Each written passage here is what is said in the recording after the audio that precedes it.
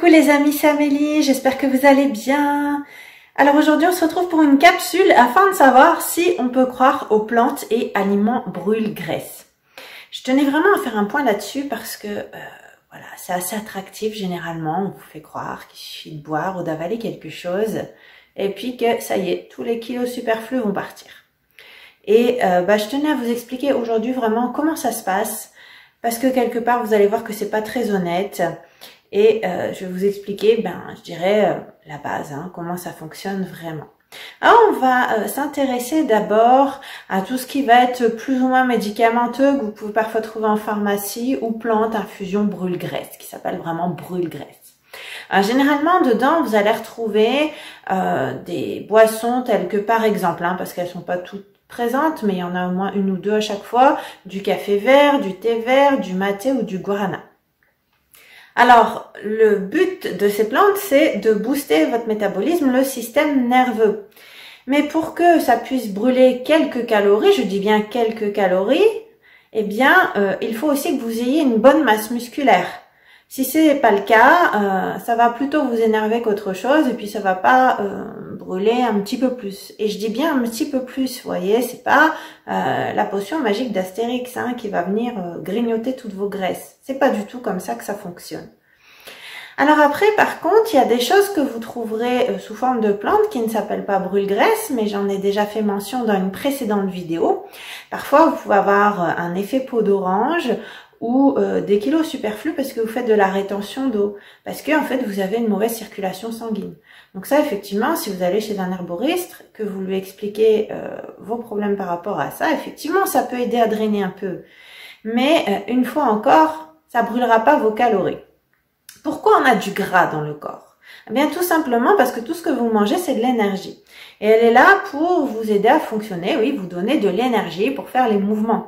Et si vous êtes plutôt sédentaire, comme la majorité d'entre nous, et a fortiori avec les périodes d'enfermement qu'on a pu connaître, clairement, vous ne dépensez pas beaucoup de calories en réalité. Donc après, ça, c'est des calculs spéciaux selon que vous êtes un homme, une femme, votre masse musculaire. On va pas rentrer dans des détails pareils aujourd'hui, mais juste pour vous expliquer le mécanisme. Tout ce que vous mangez, toute cette énergie qui n'est pas dépensée, se transforme et est stockée tout simplement sous forme de graisse. Donc on en revient toujours à la même affaire. Il faut juste adapter son apport calorique par rapport à ce que l'on dépense. Et bien sûr, préférer aussi les aliments sains parce que les aliments transformés sont riches en très mauvais gras et très mauvais sucre. Donc ce sont en plus des choses qui s'éliminent pas, qui vont faire monter votre glycémie plus vite. Donc il faut revenir à une alimentation saine, mais aussi une alimentation dont l'apport est proportionnel à votre dépense énergétique. Donc, on va terminer là-dessus, vous aurez compris, c'est pareil pour les aliments brûle-graisse. Disons qu'ils vont peut-être favoriser une petite détox de votre corps fonctionnera mieux, il éliminera un peu mieux. Mais voilà, vous n'allez pas manger quelque chose qui va vous aider. Dites-vous que même le moindre légume comporte des calories, certes, elles sont faibles et c'est pour ça qu'on dit mangez-en plus parce que il y a moins de calories et en plus ils sont riches en fibres. Mais tout ce que vous mangez a des calories. Alors après, par contre, c'est vrai que comme voilà, il y a les fibres, vous allez avoir un sentiment de satiété plus rapide. Et puis peut-être aussi que parfois il y a des aliments moins digestes qui demanderont un petit peu plus d'énergie pour être digérés.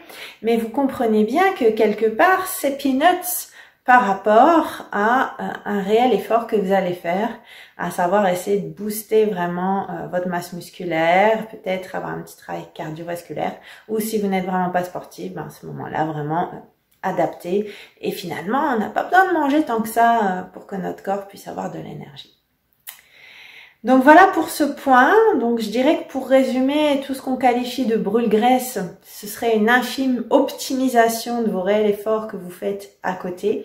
Mais voilà, ça s'arrête là. Et puis, il ne faut pas en abuser non plus. Parce que par exemple, tout à l'heure, je vous disais, tout ce qui va booster votre système nerveux, si par exemple, vous êtes sportif à côté, vous faites de la musculation, votre système nerveux, il est déjà bien titillé. Donc, c'est pas la peine de trop en rajouter parce que c'est pas très bon d'abuser de tout ce qui va être excitant. D'accord ?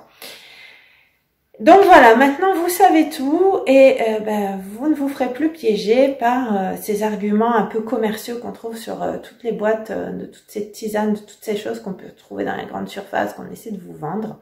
Soyez prudents, on en revient toujours à notre règle, mangez sain et équilibré. Alors, si vous avez besoin de plus de conseils, bien sûr, n'hésitez pas à me poser vos questions. Après, pour des accompagnements nutritionnels en coaching, je ne fais pas de plan alimentaire, on n'est pas diététicien quand on est coach. Je peux aussi éventuellement vous proposer mes services ainsi que pour des coachings en présence ou à distance. N'hésitez pas, tout est sur le site myfitnesslesite.fr sur l'onglet boutique. Merci beaucoup pour votre écoute et à bientôt pour d'autres vidéos.